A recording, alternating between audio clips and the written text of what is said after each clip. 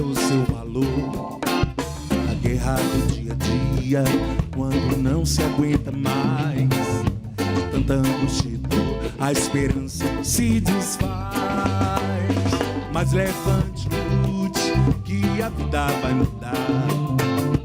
Quando se acredita, tudo pode transformar.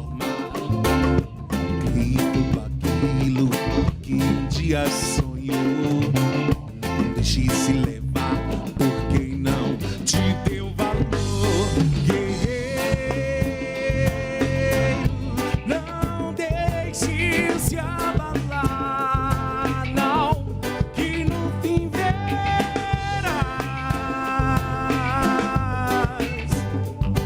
que valeu a pena se doar.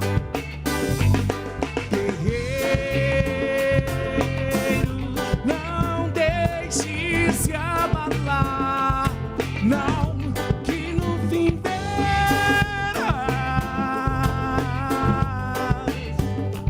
que valeu a pena.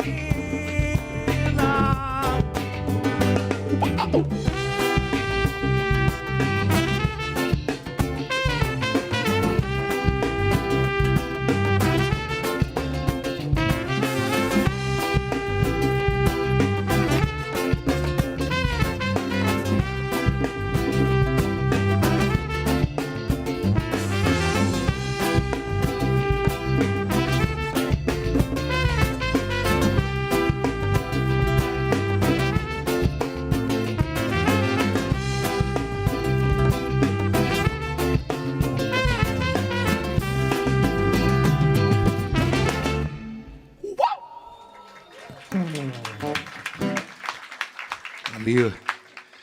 Boa tarde, gente. Aqui é a banda Zactar, né?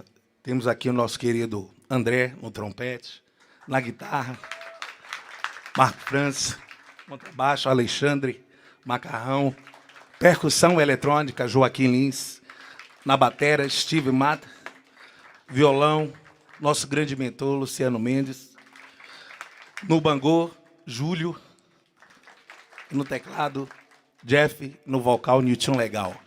Somos a banda Zactar. Está no ar o Câmara Ligada, um espaço para ouvir o som e o pensamento dos jovens. As Paralimpíadas nos mostraram pessoas com deficiência superando todo tipo de limitação. Mas no dia a dia, quais são as demandas desse contingente de mais de 45 milhões de brasileiros que vivem com alguma deficiência?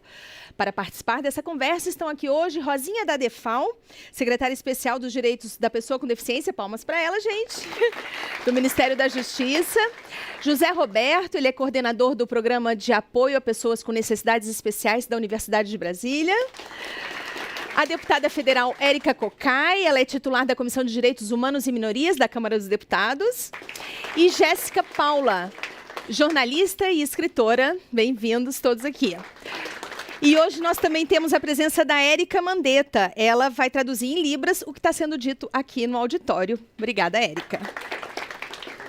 No palco, a banda Zactar, é uma banda de reggae que tem mais de 15 anos de estrada. Vamos conhecer um pouquinho mais sobre eles.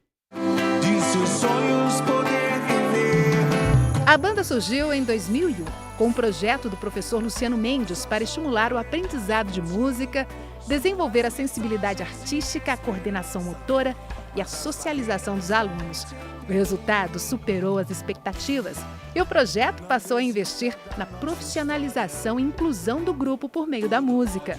A partir daí, a carreira da banda deu muito certo. Eles gravaram 2 discos, fizeram shows em várias cidades do Brasil e vão lançar em breve o segundo DVD, Abra Sua Mente.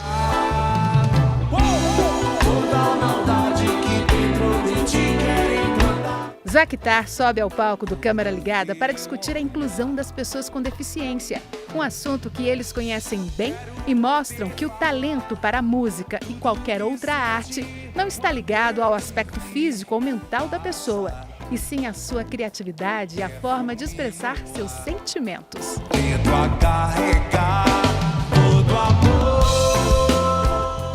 Muito bem, Niltinho. Eu queria que você falasse um pouquinho sobre esse tempo todo de estrada, né? Uma banda que surgiu de um projeto de inclusão e acabou se profissionalizando e mandando muito bem, né? Isso é bom. Na realidade, a banda Zactar já vinha aí na estrada já há quase 16 anos, né? 15 anos já a banda. A gente está no nosso processo, nosso segundo DVD, já fizemos o lançamento. O primeiro foi esse aqui, né? Deixa eu cantar com você. Exatamente. Aí depois disso veio o segundo CD. Esse aí é o mais novo CD, né? Abra Sua Mente, onde a gente tem, né, uma linguagem de reggae, fortíssima até, por sinal, cobrando os nossos direitos, né, para que sejam aplicados, se abram espaço, né, para artistas que tenha a diversidade. Eu chamo de diversidade porque, na realidade, somos diferentes perante a sociedade. Né? As pessoas nos veem como diferentes. E, na realidade, a gente mostra um trabalho de igual para igual. Verdade. Né? Uma banda que tem uma musicalidade, a qual vocês assistiram aqui um pouco, do muito que a gente tem para apresentar. E, na realidade, a banda já vem de um projeto que a gente desenvolveu de 10 alunos que o nosso professor Luciano aqui, né, conseguiu pegar na PAI, a gente conseguiu profissionalizar 8. Né? E aí partimos para um lado de inclusão, e onde nós temos aqui na banda 50% de portador. E, na realidade, me perguntaram até se, como a banda já é um trabalho de inclusão, se não tem uma cantora feminina. Na realidade, tem, vocês viram. Exatamente. Ela não inclusão, pôde, né, gente? Tem que ela ter não também. pôde comparecer, porque está em aula. Mas a banda já vem fazendo esse trabalho e a gente espera que as pessoas abracem essa proposta da banda, né? Que nós temos aqui o André, que toca trompete, né, que tem um problema visual. Nós temos o Júlio, que é o síndrome de Down. Temos o Joaquim, que é físico. Eu, cadeirante. E os outros, mais loucos que a gente, né, que entraram na banda. Né, nós temos aqui os loucos, o mais louco, o baixista, né, Alexandre aqui. E aí, na realidade, para poder abraçar essa proposta da banda e trazer essa musicalidade à tona para o pessoal e mostrar que não é só uma banda só para o pessoal ficar assistindo, aplaudindo, com dó, nada disso. Aqui existem pérolas raras, né? São diamantes que a gente está aqui lapidando todo dia. Né? A gente vem lapidando esse trabalho. E todos aqui são as pedras preciosas que formam a banda Jactá. A gente já tem pergunta da plateia? Bom, antes de passar para eles, eu vou apresentar. Hoje estão aqui alunos do Centro de Educação do SESC, o EduSesc, palmas para vocês, e do Instituto Cultural, Educacional e Profissionalizante de Pessoas com Deficiências no Brasil. Obrigada por terem vindo. Então, tem alguém com microfone? Desculpa, não te vi. Pode falar. Eu queria saber, porque assim, a banda de vocês já tem uma história, 16 anos. Qual foi a maior dificuldade que vocês enfrentaram na criação e no desenvolvimento da banda? Porque eu creio que vocês já fizeram viagens para gravar o DVD, alguma turnê regional. Qual é o seu nome? Meu nome é Laura. Laura. Na realidade, a banda realmente até hoje, ela vem enfrentando, né, uma certa resistência de espaço para poder apresentar o nosso trabalho. E a banda, quando a gente conseguiu chegar em um corpo, como estamos hoje, né, aqui, a banda, e começamos a incomodar. Quando a gente começa a incomodar, as pessoas começam a querer saber o que é que está acontecendo. Então, quando o pessoal se aproximou e viu a banda, então muita gente veio abraçar a proposta da banda. E dentre essas pessoas, tivemos artistas já renomados. Vocês têm parcerias com vários artistas. Tem o Rapa, que gravou com a gente, Nath Roots, Biquíni Cavadão, Tribo de Já, né, do Ribeiro. Né, tivemos aí o Herbert Viana, né, o Cidade Negra, né, e o GOG, né, que está no nosso trabalho, né, e outros artistas que também estão se convidando a poder participar. E o gostoso da banda é que, na realidade, quem recebe o convite somos nós. Que bom. Porque a banda vai aparecendo, incomoda, e o pessoal se autoconvida e eu quero participar da banda. Quero fazer parte desse trabalho aí. Que legal. Olha só, agora, Tadeu, você faz parte do nosso Conselho Jovem, né, do Câmara Ligada, então todas as pautas são definidas por esse Conselho de Jovens. E o Tadeu foi quem defendeu a pauta. Queria que você contasse pra gente por quê. Olá, Evelyn. Prazer estar aqui, defender essa pauta. Primeiro, eu sou uma pessoa com deficiência, então eu acho que a gente tem que aproveitar o espaço, advogar em causa própria.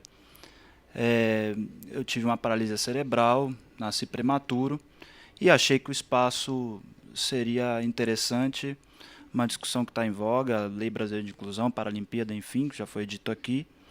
E eu estou aqui justamente para receber essas perguntas de todos aí que estão conectados às nossas redes sociais. Eu já tenho uma pergunta para a banda. Pode falar. Pergunta da Fernanda Almeida, de Braslândia, no Distrito Federal. Exatamente sobre isso que você estava falando. Ela quer saber a sensação de poder gravar um DVD com essas grandes estrelas da música. Na realidade, para a gente foi um presente, né?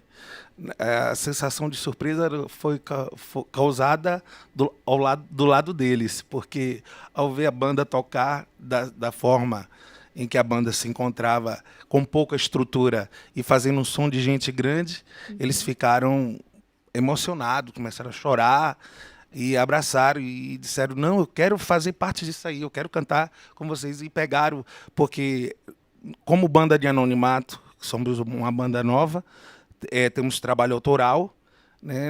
Nada mais justo que a gente chegar na televisão ou qualquer emissora, qualquer lugar, e cantar um trabalho nosso, autoral.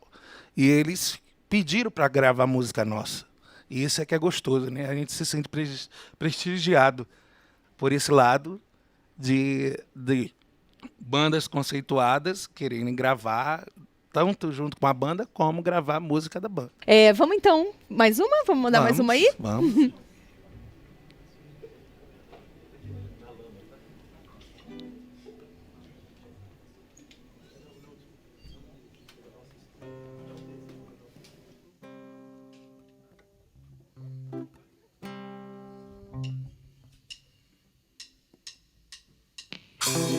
Toda a maldade que dentro de ti quer implantar, oh não. Toda a inveja, discórdia que querem disseminar, oh já. Eleve seu pensamento em tudo que já conquistou, e ninguém vai poder te parar, ninguém vai te derrubar. Começou naquele dia em que você trazia nos olhos um só desejo de seus sonhos poder viver, com os amigos que conquistou e com seu som poder transmitir suas mensagens de esperança, mas as barreiras querem te impedir. Não desista da nossa história, tudo pode mudar, basta crer já que as coisas vão rolar. Eu sei que é difícil recomeçar, mas sua força irá suplantar toda a maldade que dentro de ti quer implantar. Oh não, toda a inveja, a discórdia que querem disseminar. Oh já, eleve seu pensamento em tudo que já conquistou, e ninguém vai poder te parar, ninguém vai te derrubar. Toda a maldade que dentro de ti quer implantar, oh não, toda a inveja, a discórdia que querem disseminar. Oh já, eleve seu pensamento em tudo que já conquistou, e ninguém vai poder te parar, ninguém vai te derrubar.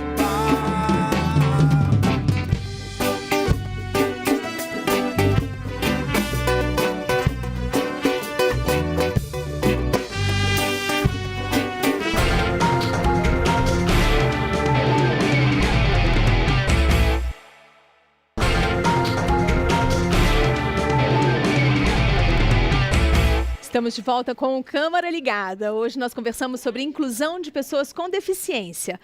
Nossos convidados hoje são Rosinha da Defal, ela é secretária especial dos direitos da pessoa com deficiência do Ministério da Justiça. Palmas para elas. José Roberto, ele é coordenador do Programa de Apoio a Pessoas com Necessidades Especiais da Universidade de Brasília. A deputada federal Érica Cocai, do PT do Distrito Federal, ela é titular da Comissão de Direitos Humanos e Minorias da Câmara. E a Jéssica Paula, jornalista e escritora. Obrigada a todos por terem vindo. Pode ser deficiência visual, motora, auditiva ou intelectual. Vamos saber como anda a defesa dos direitos de quase 1/4 da população brasileira que vive com alguma deficiência.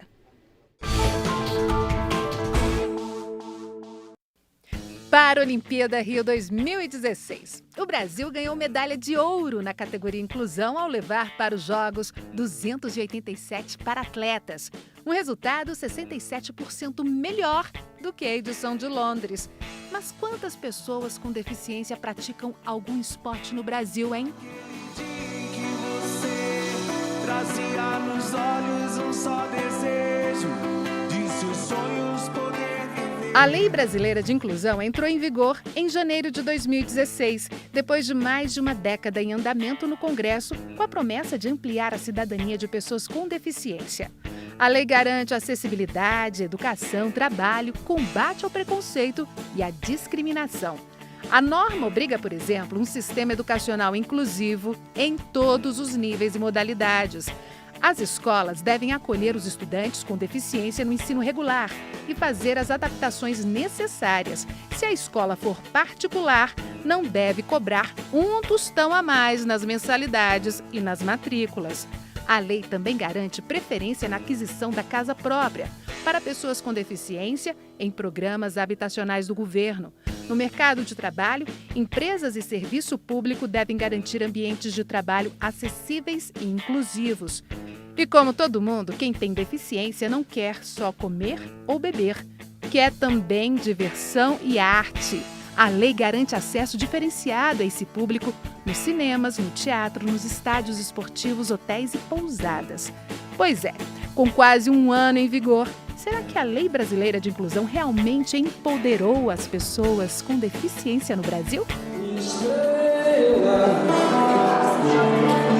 Seu destino é fazer parte da constelação. Rosinha da Defal, vou começar com você. Como é que está a aplicação dessa lei? Mudou alguma coisa nesse um ano e pouco? A matéria falou em 2016, mas a lei é de 2015, né? Esse é o nosso grande desafio, né? Tirar a lei do papel. Não é só com relação aos direitos da pessoa com deficiência. A nossa legislação brasileira tem esse grande desafio. Nós temos um arcabouço jurídico enorme, especialmente da pessoa com deficiência, mas tornar realidade é o grande desafio. A lei ela nasceu depois de uma discussão de quase 15 anos aqui no Congresso, porque a LBI vem do texto do Estatuto da Pessoa com Deficiência. E melhor, né, porque a lei traz todos os conceitos, preceitos, todos os entendimentos da Convenção da ONU sobre os Direitos da Pessoa com Deficiência. E essa convenção que o Brasil, esse tratado que o Brasil recebeu, ratificou e recebeu aqui no ordenamento jurídico com status de emenda constitucional.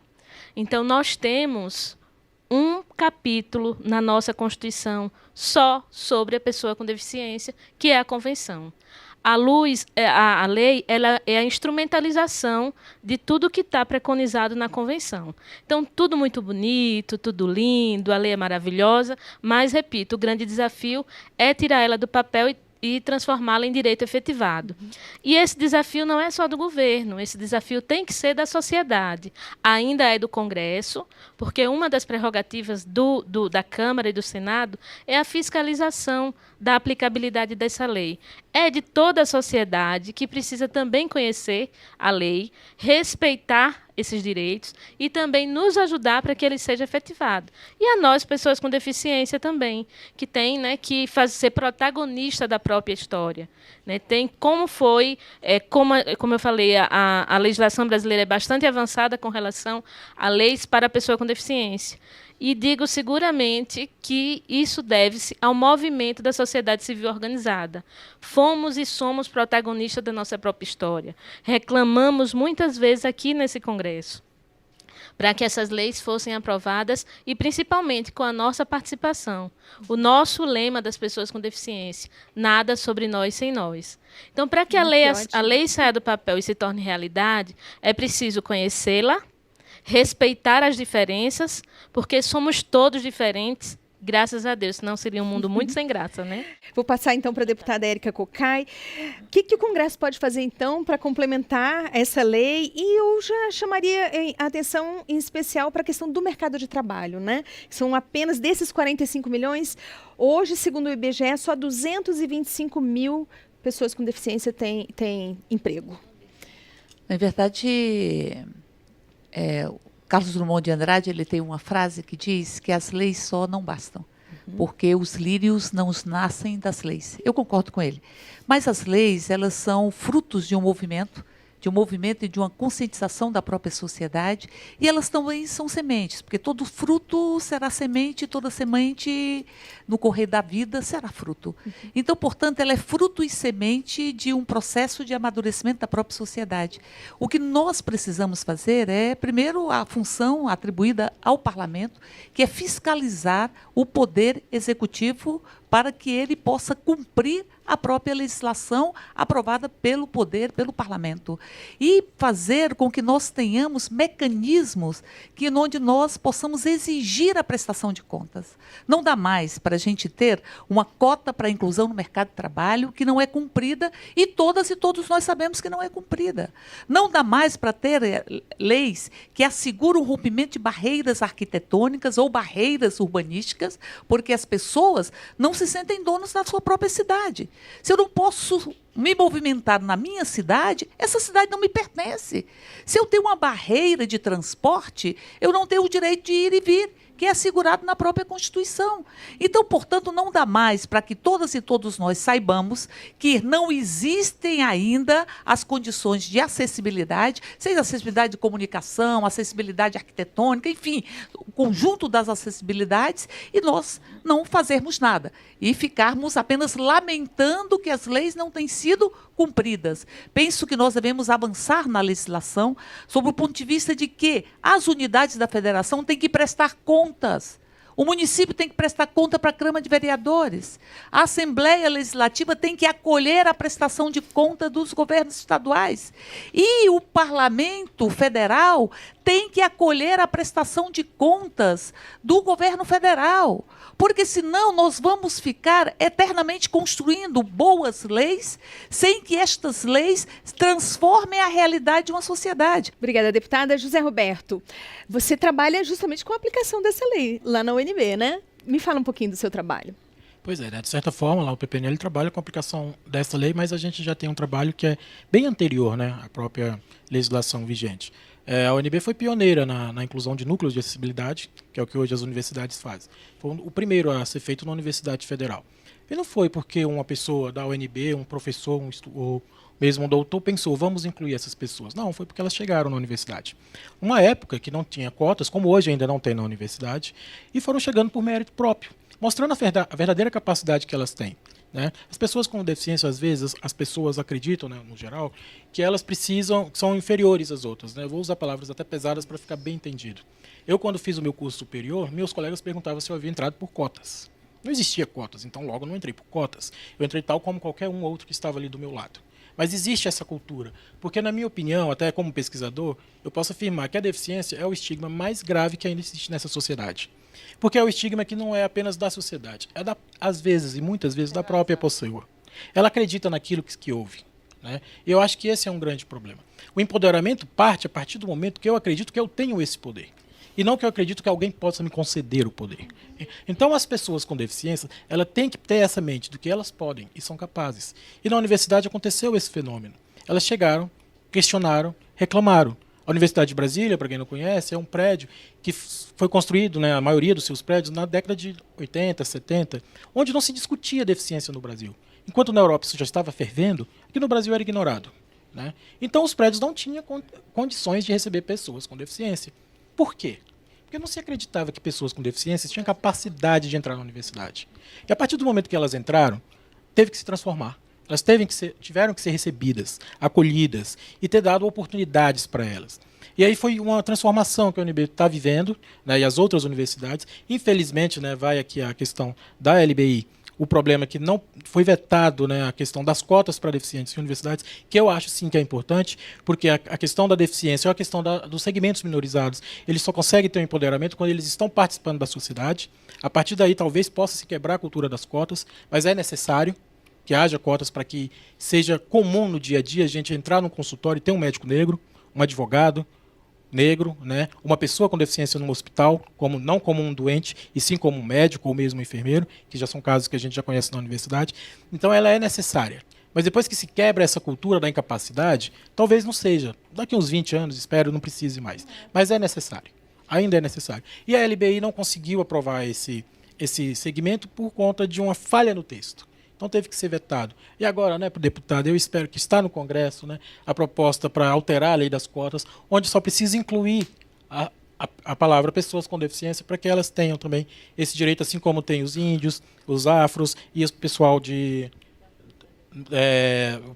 que são de escolas públicas, né? Então eu acho que esse que é o papel da lei. A lei não pode ser apenas dura, ela tem que ser entendida. Eu acho que o comerciante ele tem que entender a importância de ter um banheiro acessível, um cardápio em braille. Não porque uma lei está obrigando ele, é porque ele vai ter um cliente, ele vai ter uma pessoa que vai utilizar daquilo. Isso vai trazer até benefícios para o próprio comerciante, né? Eu acho que a lei, quando é entendida, ela faz um sentido e é mais fácil de aplicá-la. Obrigada.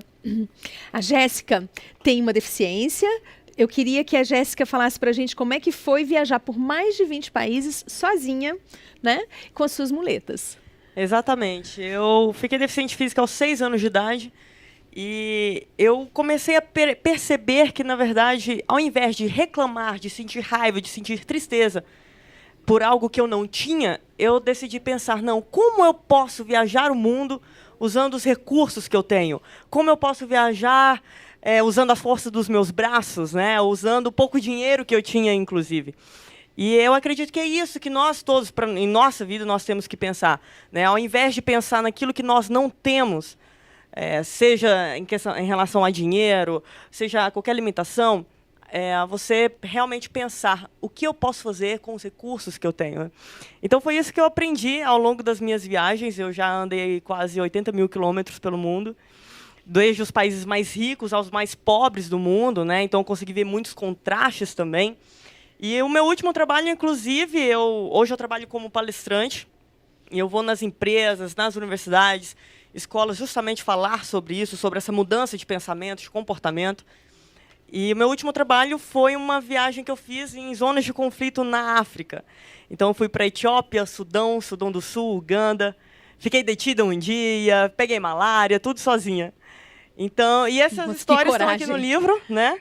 Depois até posso passar para o pessoal, né? O livro se chama Estamos Aqui, porque assim que eu cheguei em um campo de refugiados na Etiópia, um dos refugiados chegou até mim e disse: quando você voltar para o seu mundo, por favor, conta para eles que nós estamos aqui.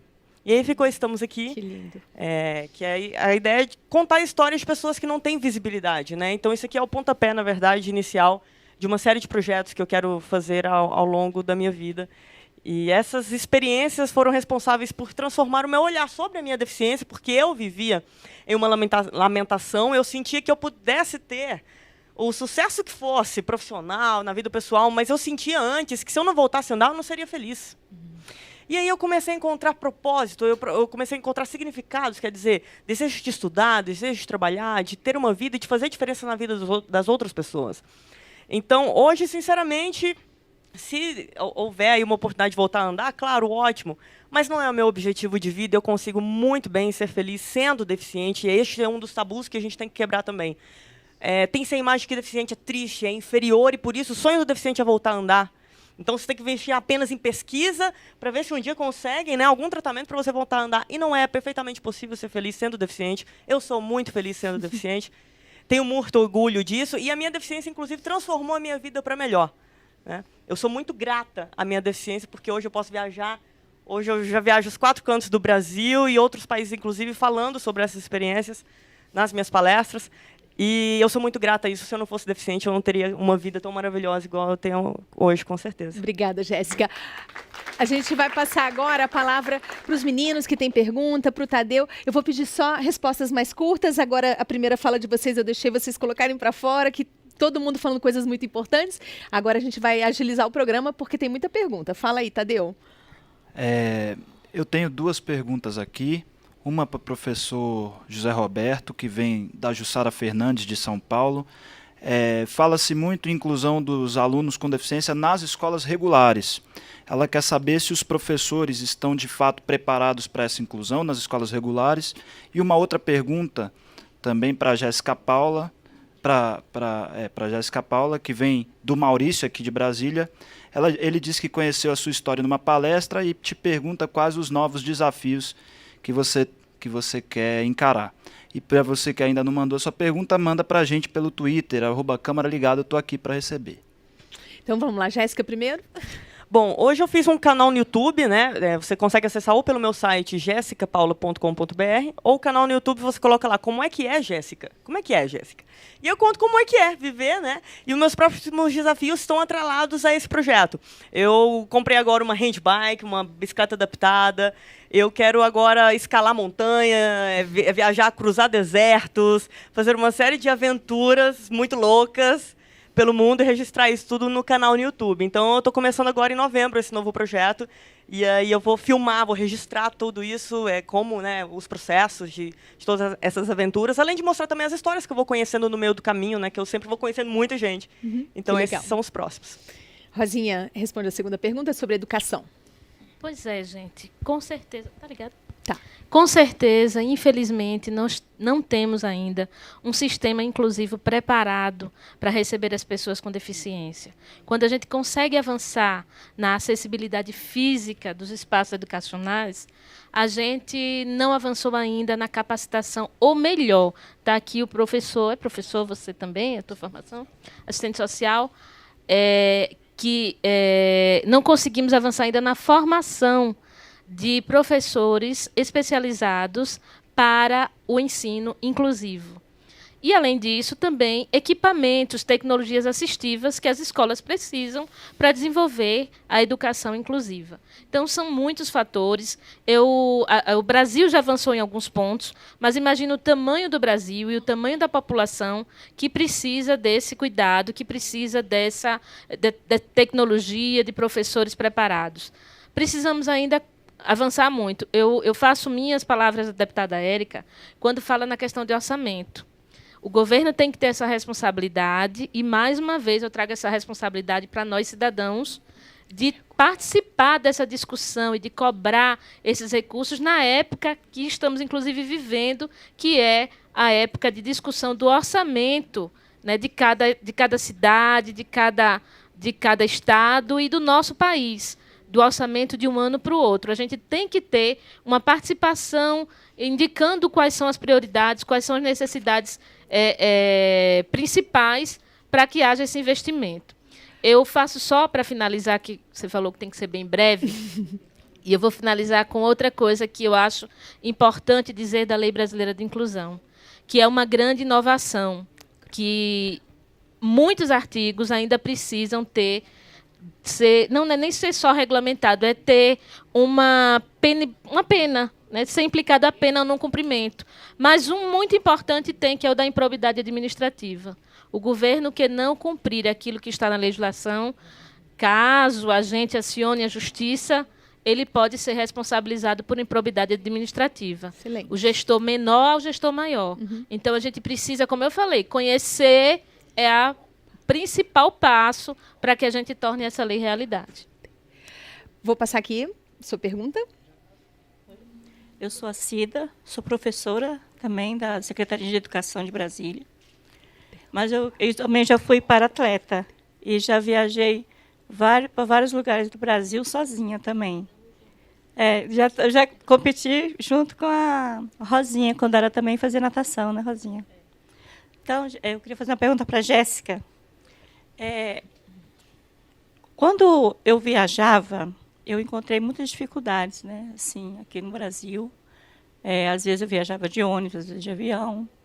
E eu queria saber de você, quais foram as maiores dificuldades que você encontrou nas suas viagens, assim, fora do Brasil? Olha, principalmente na África, eu me deparei, né, com os maiores problemas de estrutura, realmente. Então, por exemplo, quando eu cheguei no Sudão do Sul, eu cheguei lá e descobri que não tinha energia elétrica no país inteiro. E aí você começa a pensar, né, os básicos, como eu vou carregar meu celular, como eu vou, né, conseguir escovar os dentes, e ainda assim, sendo uma deficiente, ou seja, vaso sanitário não tem, é um buraquinho no chão. Como que eu vou me equilibrar aqui, né, nesse buraquinho?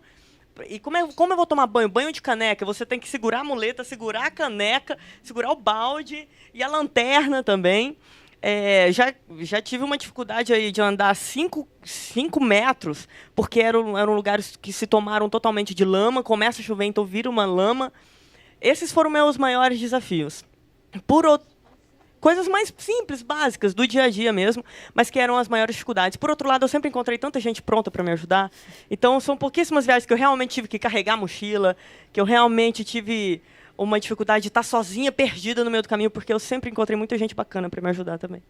Antes do intervalo, um pouquinho mais de Zactar.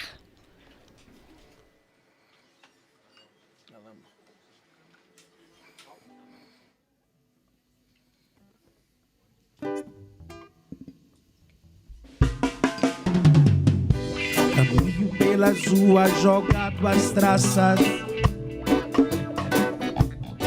sem amor, sem carinho, só vejo desgraça.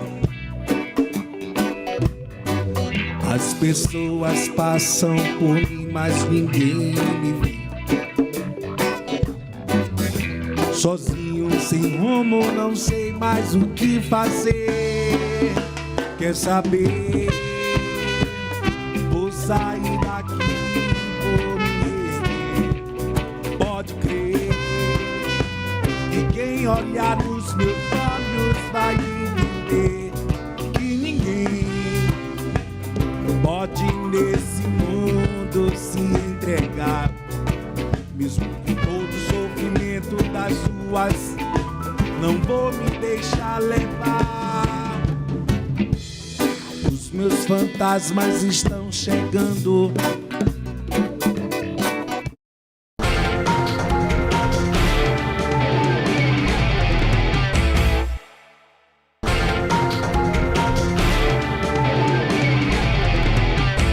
Estamos de volta com Câmara Ligada. Inclusão de pessoas com deficiência é o tema de hoje.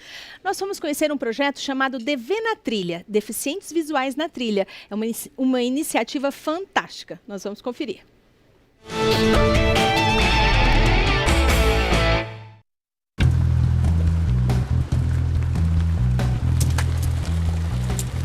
Meu nome é Mariane, tenho 27 anos, sou massoterapeuta. Trabalho com massagem.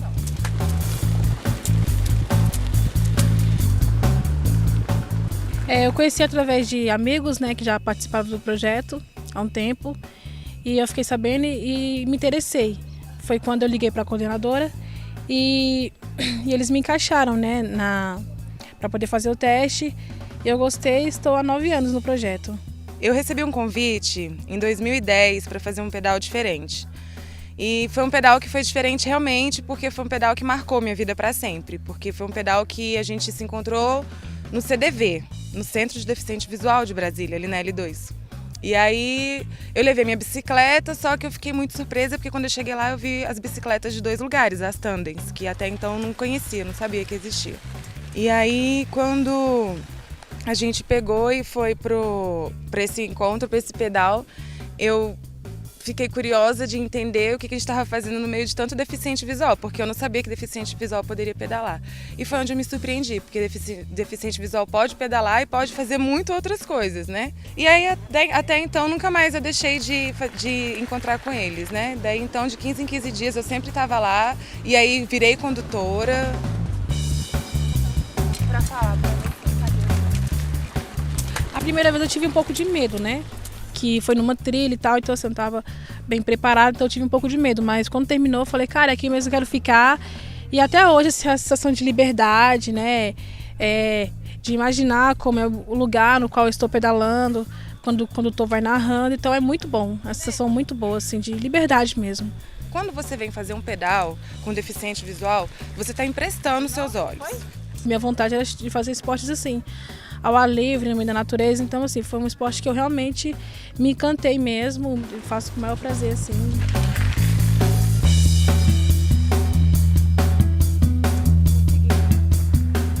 O esporte na vida até a questão da inclusão social. Porque o deficiente sai de casa, o deficiente não fica ali naquele breu dele. A gente tem um deficiente que ele até fala, eu saí do escuro. Ele não enxerga nada, mas ele fala que depois que ele começou a pedalar, ele saiu do escuro, ele se encontrou. Mudou muito, assim, né, minha vida, antes de eu conhecer o projeto. Porque mudou em termos de nota na escola, o corpo em si também mudou, né? Muita coisa, foi assim um divisor de águas.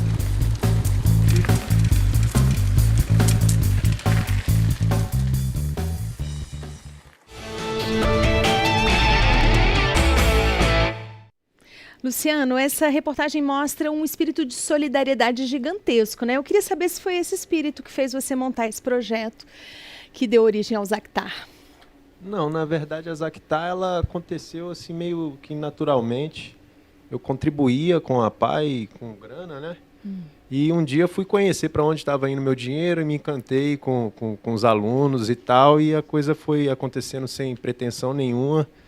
E naturalmente virou essa banda aí que vocês estão vendo aí. Mas você montou um projeto de música. Montei depois que eu comecei porque eu em vez de contribuir com dinheiro, eu falei, eu acho que com o meu trabalho vai ser melhor. Aí eu era voluntário lá, depois fui contratado pela própria instituição, depois fui contratado pela Secretaria de Educação, e aí, enfim, Mas, assim, eu não tinha um projeto que visava isso, não. As coisas foram acontecendo, assim. A gente montou a banda e tocava, e daqui a pouco a gente estava fazendo algumas apresentações. Aí, daqui a pouco, surgiu a ideia de fazer o primeiro disco. E aí, eu comecei a compor com a minha esposa, que também escreve muito bem, compõe. E aí, a gente, vamos gravar um disco? Vamos, e aí foi, e assim está sendo até hoje. Legal. Você é o autor das letras, é isso? Eu sou autor de várias músicas, e algumas músicas do nosso trabalho, desses 2 DVDs e desses 2 CDs, tem algumas parcerias. Eu tenho uma parceria com a minha esposa, principalmente a minha principal parceira, e com o Gog também foi um parceiro numa música, junto com um primo meu que chama Vinícius Porto, que chama Excelências a música até. Fala da galera aí do Congresso. Obrigada. Bom, deputada Rosinha, ó. Ex-deputada Rosinha.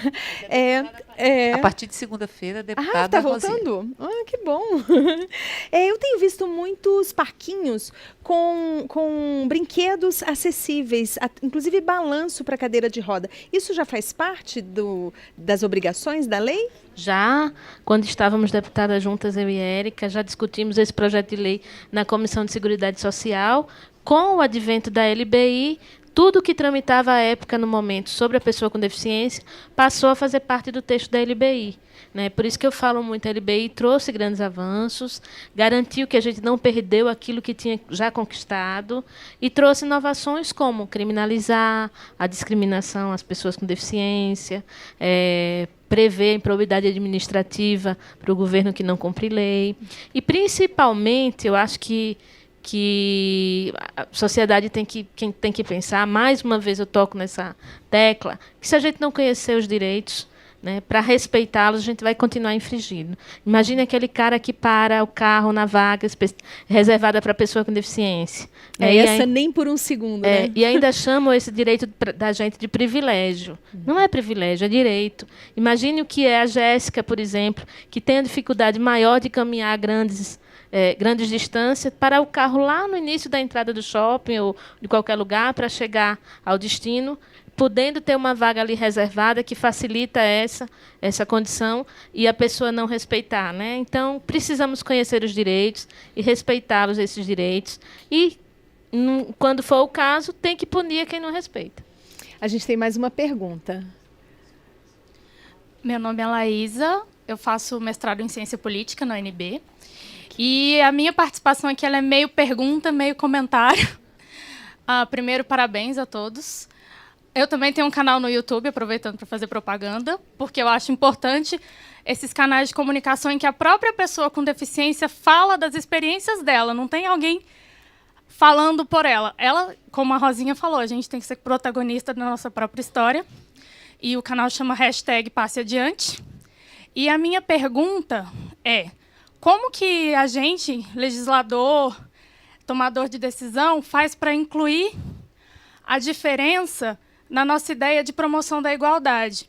Eu falo isso porque, às vezes, a gente quer que todos sejam iguais, só que nós não somos iguais. Eu não preciso de conserto para ser tratado igualmente. Eu preciso ser tratado igualmente na medida da minha desigualdade. Então, como que a gente pode vencer essa barreira na legislação, no nosso comportamento, no nosso dia a dia mesmo? Porque, assim, se a gente não tiver uma deficiência, envelhecer a gente vai. Então, a gente vai precisar de acessibilidade para fazer as nossas coisas com autonomia, respeito e dignidade, que é o mais importante. É isso. O que ela falou, deputada Érica, é muito interessante porque a maior parte das pessoas com deficiência no Brasil tem mais de 65 anos. Então, todos nós, né, podemos passar por essa fase da vida. Eu queria só começar, e depois eu passo para a Érica aqui, mas que me surgiu uma ideia do que a Melissa Laísa falou.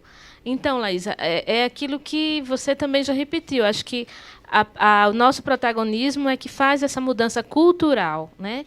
Nós temos no mundo, né? Jéssica estava aqui me mostrando o livro dela, e eu maravilhada, e relatando algumas histórias. E eu sei que isso acontece no mundo inteiro, essa cultura de discriminar, de querer buscar normalidade, de achar que os diferentes não fazem parte dessa normalidade.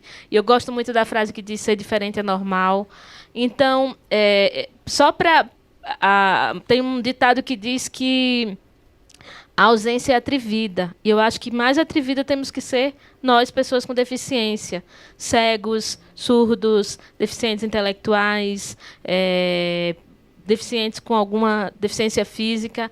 Temos que realmente, por força de lei, por luta, por fazer parte dessa sociedade de uma forma atrevida mesmo, porque a nossa presença é que vai fazer essa diferença e mudar essa cultura. Eu vim dos movimentos sociais, a gente brigava muito pela lei de cotas, conseguimos as cotas para a inclusão no mercado de trabalho, embora não seja ainda uma realidade a inclusão. E depois a gente brigou também, quando eu estava deputada, conseguimos aprovar a lei da aposentadoria especial, né, para o mercado de trabalho privado.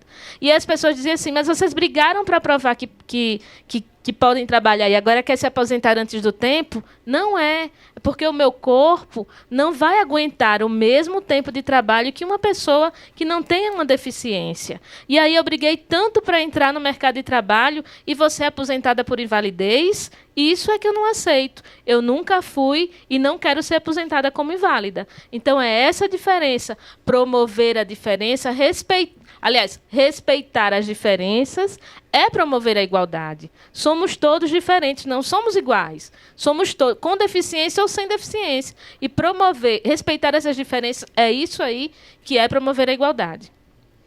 Bom, eu penso que é muito importante isso que foi falado pelo Zé Roberto. Que o que se quer, em verdade, não é um olhar de inferioridade, mas que se quer um olhar de igualdade de direitos. A Declaração Universal dos Direitos da Pessoa Humana, ela que tentou fazer o luto dos fornos crematórios e das câmaras gerais, que atingiram as pessoas com deficiências, para além dos judeus, ou seja, é uma desumanização simbólica que aconteceu na Segunda Guerra. E a Declaração Universal de Direitos Humanos, ela diz: todo ser humano nasce livre e igual em direitos. O que se busca é a igualdade de direitos e a não negação das diferenças. Portanto, a igualdade de oportunidades. Aí eu meço a meritocracia. Aí eu tenho condições de ver a meritocracia, se eu der igualdade de oportunidades. Então, a discriminação, as barreiras atitudinais, para além da inferiorização, de achar que o outro é menor do que você, porque ele carrega uma deficiência, porque nenhuma deficiência é maior do que a pessoa. Você não pode invisibilizar a pessoa e ver apenas a deficiência. As pessoas, quando têm oportunidades, elas chegam em qualquer espaço, Nós vimos isso nas Paralimpíadas, nós vimos isso e vemos isso todos os dias. Vimos no grupo que se apresentou aqui, as pessoas, quando têm oportunidades, elas mostram a sua capacidade e vivem a sua humanidade. E isso não é importante apenas para pessoas com deficiência, é importante para a construção de uma sociedade mais igualitária. igualitária. Portanto, respeitar as diferenças significa assegurar a igualdade de direitos, sem menosprezar que nós somos únicos, porque cada ser humano é único. A gente pode se olhar no espelho, eu encerro com isso, e dizer, olha, igual eu, sou eu. Ninguém é igual ao que eu sou. Zé Roberto. Então, Laís, eu queria comentar também a respeito disso, né, em poucas palavras, porque a gente vive numa sociedade que tende a normalizar as coisas, né? A fazer padrões de rampa, padrão de banheiro, padrão de carro, padrão de tudo. E a gente acaba, né, padrão de bengala, né, como a gente estava discutindo, e a gente acaba, né, por esquecer que esse padrão é fictício. Pouquíssimas pessoas estão dentro desses padrões, poucas mesmo, né? Na fala da Jéssica, quando ela colocou, eu posso ser feliz não andando, de fato, né?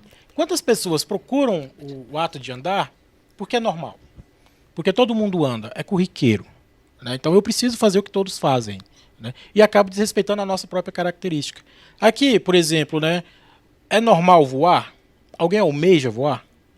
Não é normal. Agora imagina se os seres humanos fossem seres alados e voassem, e a gente perdesse as asas. Todo mundo ia correr atrás de voar, né?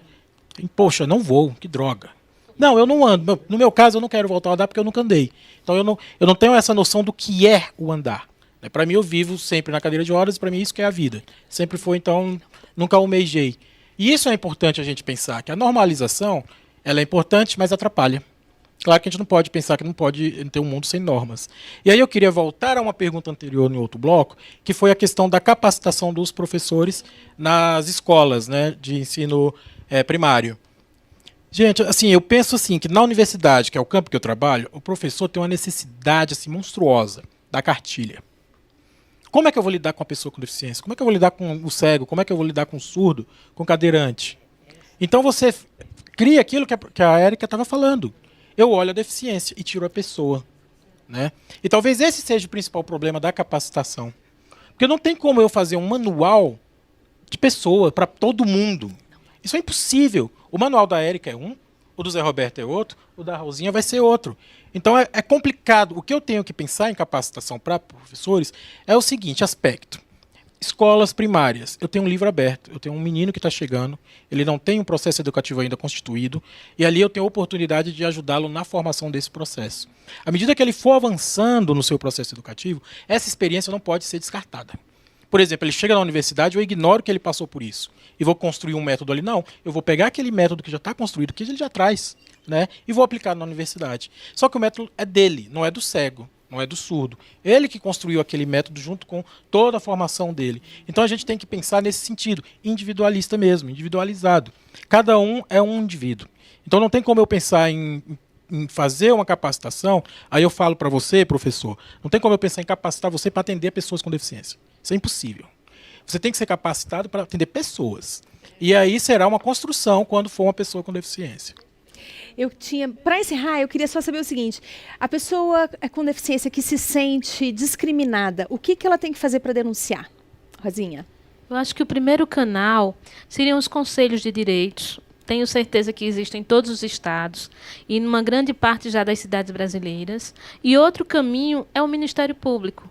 Esse tem que estar preparado por lei para que busque a defesa dos nossos direitos. O Ministério Público, a Defensoria, né, que são os advogados, entre aspas, que não cobram. E eles têm essa obrigatoriedade legal de fazer a nossa defesa quando não cumprimento da lei. Muito obrigada. Nós realmente temos que encerrar, nosso tempo já está estourado. Eu peço desculpas, em especial para a Ana Lúcia, que veio até aqui, não deu tempo, muita gente ficou sem poder perguntar. Mas você que está nos acompanhando pode continuar ligado no camaraligada.com.br. Todo mundo pode entrar em contato com a gente pelo Facebook, onde sempre tem fotos e vídeos do programa. E também dá para acompanhar as novidades pelo Twitter ou pelo Instagram. Eu agradeço o apoio dos nossos parceiros, o SESC, DF, ANDI, Unesco, Unicef, Simpro e Jovem de Expressão. Muito obrigada a vocês, Jéssica, Rosinha, Zé Roberto, deputada Érica, toda a nossa plateia, Tadeu, equipe técnica, e a gente termina o programa com vocês. Zactar na veia. Vamos lá? Pode ser. Quero ver o sol, quero ver o mar e o seu balançar, imensidão azul. teu olhar. Quero poder falar tudo que senti quando eu te vi passar. Perfume no ar, vento a carregar todo amor que eu sinto por você. Há de eternizar e a dor vai embora e não vai voltar. Todo amor que eu sinto por você há de eternizar e a dor vai embora e não vai voltar.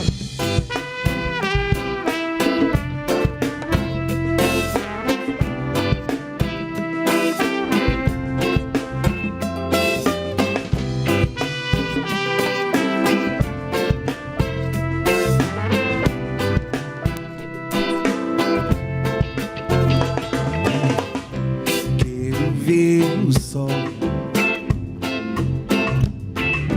quero ver o mar e o seu balançar